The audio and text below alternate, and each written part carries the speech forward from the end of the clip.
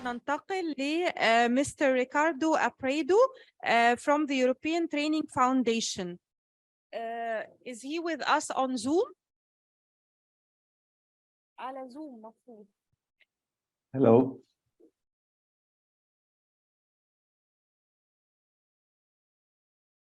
Hello. Can you hear me? Good morning, Mr. Riccardo. Good morning, everyone, and thank you very much for inviting me. Actually, we would like you to share with us the main results of the study conducted by the European Training Foundation on the energy sector. Yes, I will share my screen so that I can show you a few slides.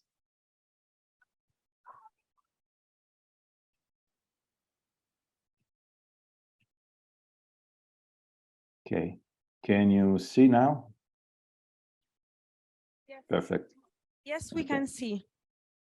Okay, sorry. I would like, as you have anticipated, I would like to present you the preliminary results of a study that the European Training Foundation has promoted on the future of skill needs in the energy sector in Egypt, with a particular focus on the green transition and the correlated skill needs.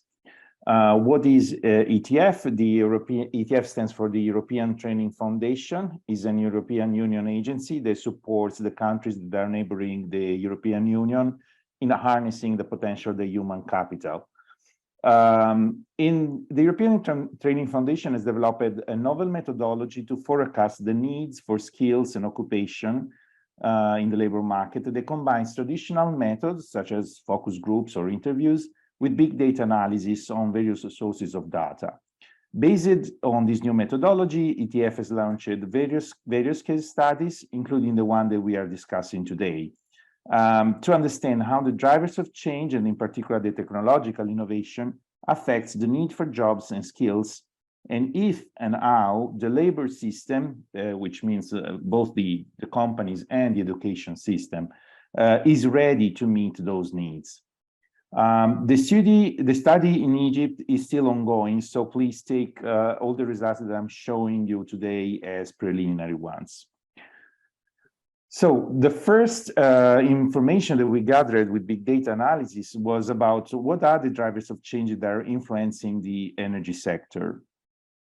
So we started by collecting a large amount of documents, processed them with software, and identified thematic classes that had a very rapid growth in recent times. So it is the process that you can see on the left.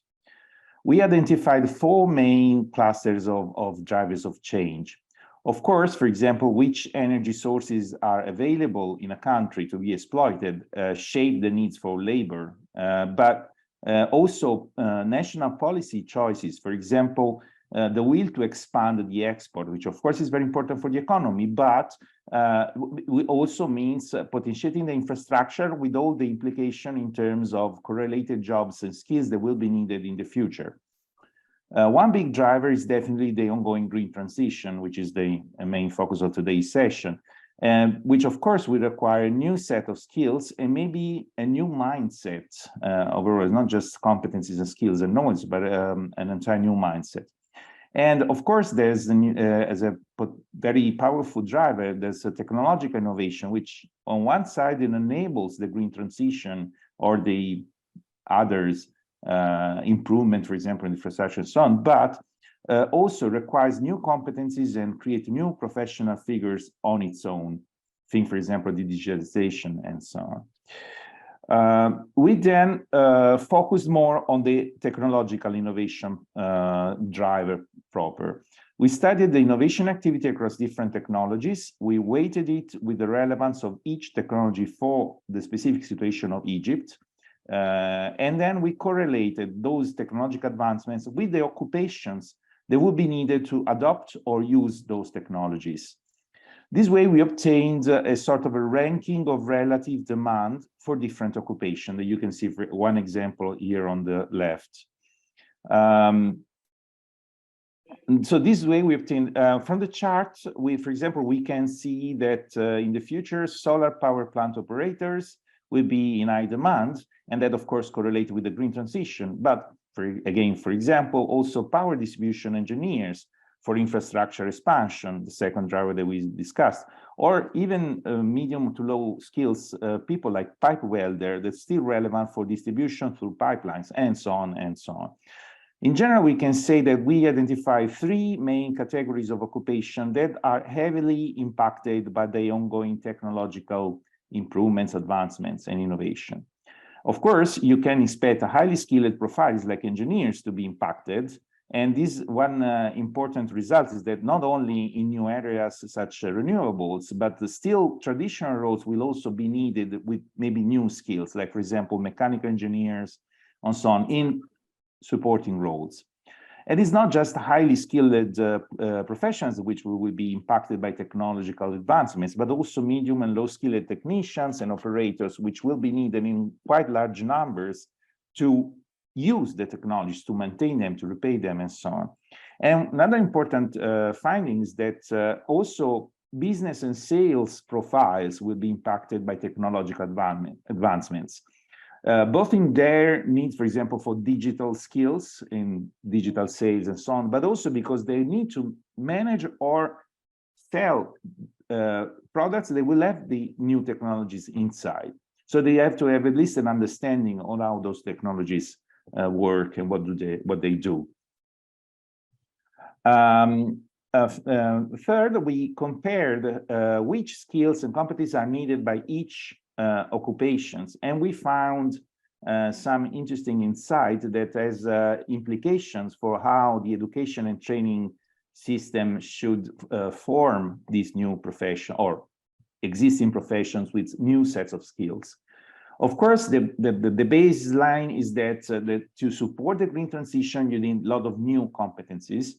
So it's a skill-intensive process, and of course, the education and training of the workers for the green transition will be a key factor. Another important takeover from the correlation analysis we did is that, of course, you still need some very vertical specialists like wind or in renewable energies, for example, but there are also many profiles which will be needed that have more transversal competencies. Like, for example, in supporting roles, you need a wind energy engineer for the wind turbines, but you need the civil engineers to help in constructing, the tower, for example. So there are more traditional, but with a wider set of skills that will be still needed. In general, we can say there is a rise in what they are called T-shaped worker profiles, where there are very specific competencies in one field, but still a wider knowledge across other sectors that will be needed for interacting with other professionals or covering more general roles. Another general trend is that in general, all type of workers, high level, medium, low level, we need a wider set of skills than before, including those technologies that are basically everywhere, like digital technologies. So training programs will have to take into account, though, even more, of course, some specific and vertical knowledge for specific occupations, but also these transversal topics, for example, digitalization. These competencies, and these will also help the reskilling or the reconversion of workers from one subsector to another, thanks to this transversal link. For example, since of the green transition, you will have to shift more and more people operating in the fossil fuel to biogas or other sorts of renewable energy, hydrogen, as was mentioned before in another talk. This was the big data part. We also conducted some field work by interviewing the people, companies, and trying to understand what are the limitations and the action that can be put in place to overcome those limitations. And almost all of the companies interviewed told us that they need highly skilled jobs more and more, especially, for example, for digital competencies and so on. And of course, for the green transition, you need a lot of new competencies, but which is not just new energy sources, but also efficiency in infrastructure and so on. But the impression, at least the perception of companies, that there were not enough programs in the education system, and there was actually, again, in the perception of companies, not enough collaboration between the education system and the companies to understand what were the labor needs of the companies.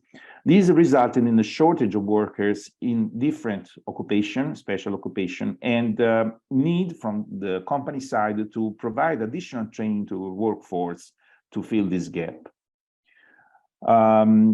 So the solution that were implemented so far by companies to fill the gaps, you can see this is, for example, going to private employment services, which also meant getting workers from abroad, not within the country, or of course outsourcing jobs or subcontracting jobs to other companies, sometimes foreign companies. Of course, there's also training of your recruits. This was done by internal personnel of the company, and only sometimes using external providers of training, and increase in the range of recruitment methods, for example, online recruitment and so on, and only in a few cases, which of course very good, but not everywhere, partnering with the education providers to fill the training gaps, both of existing workers and of students that will become the workers of the future. From the interviews, again, these are preliminary findings, and so more may come. The suggestions that came from the companies and from other stakeholders was to those structural action that can be undertaken to address the skill gaps. The first one is to increase, well, they're all about better collaboration, let's say. So the first one is collaborating with the research centers abroad to support the innovation within the country and the uptaking of new technologies and therefore new competencies. The second type of collaboration is with the sectorial associations that are already present in the countries to increase the training opportunities for companies, for students, provided by those sectorial associations, which are of course very active, but they need to be more involved in the process. And also, of course, the further line of collaboration is about making use of the public training programs that are already present. But fourth direction of collaboration, there is the need for making these training programs more closer to the company's needs. So the collaboration should also go in the direction of talking between stakeholders and understanding what are the things that are really needed in the labor market from the side of companies, so that the training and education providers can adapt their training path and learning path accordingly. So that's it. Thank you very much for giving me the opportunity to present that. And if you're interested in knowing more about this project, the ETF will release the full report about the results in a short time, and I guess the organizer will have the link to share with everyone.